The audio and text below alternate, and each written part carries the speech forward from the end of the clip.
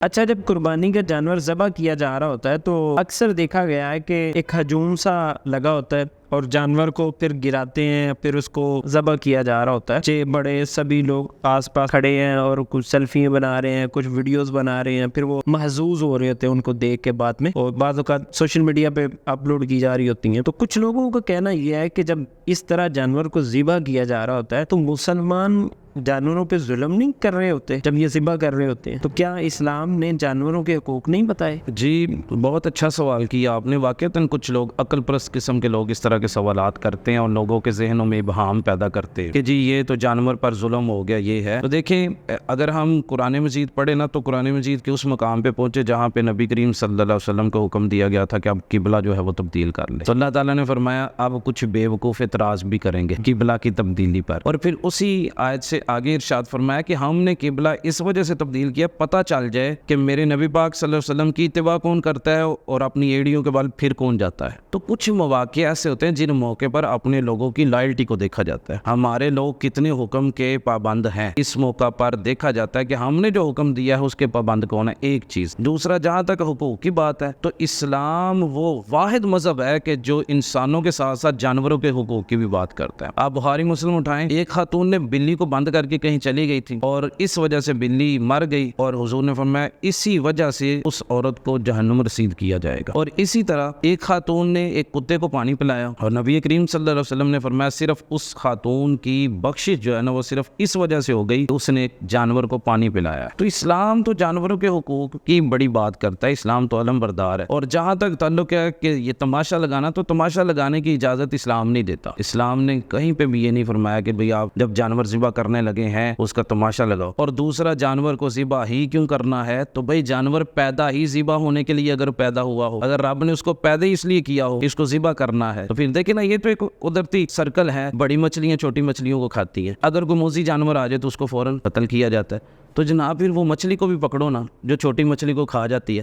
اس نے کتنا ظلم نہیں کیا کہ چھوٹی مچھلی کو کھا گئی ہے، کتنی اس کو تکلیف ہوئی ہوگی چھوٹی مچھلی کو جب وہ بڑی مچھلی کھا رہی ہے۔ جب کوئی سانپ بچھو آ گیا تو اس کو آپ نے قتل کیا ہے اپنی حفاظت کے لیے، تو یہ اس پر ظلم نہیں ہے، اس کا قتل ہونا بنتا تھا۔ یہ ایک طریقہ کار ہے۔ اور دوسری چیز یہ ہے کہ یہ جو جانور قربانی کا جس طریقے سے مسلمان جو ہے اس کو سلاٹر کرتے ہیں نا، ذبح کرتے ہیں، اس پہ تو باقاعدہ فارن یونیورسٹیز میں اس پہ تو پی ایچ ڈیز ہو رہی ہیں، اسلامک وے آف سلاٹرنگ پہ۔ اسلامک وے آف سلاٹر یہ ہے کہ جس میں جانور کو ذرا برابر بھی تکلیف نہیں ہوتا۔ آپ کہیں گے وہ تو پھڑپھڑا رہا ہوتا ہے، وہ یہ ہوتا ہے، وہ صرف پھڑپھڑا اس وجہ سے رہا ہوتا ہے، بلکہ یہ سائنٹیفکلی ڈاکٹرز نے لکھا ہے، جو سلاٹرنگ کے ایکسپرٹ ہیں انہوں نے لکھا ہے وہ پھڑپھڑانا اور یہ سارا معاملہ تو یہ ہے کہ جانور کوشش کر رہا ہوتا ہے کہ میں اس سارے معاملے سے باہر آ جاؤں، تکلیف کی وجہ سے وہ ایسا نہیں کر رہا ہوتا۔ ٹھیک ہے، اسلامک وے آف سلاٹر یعنی اسلام میں جو ذبح کرنے کا طریقہ ہے نا، یہ تو حضور نے بھی فرمایا میں چھری کو تیز کر لو اور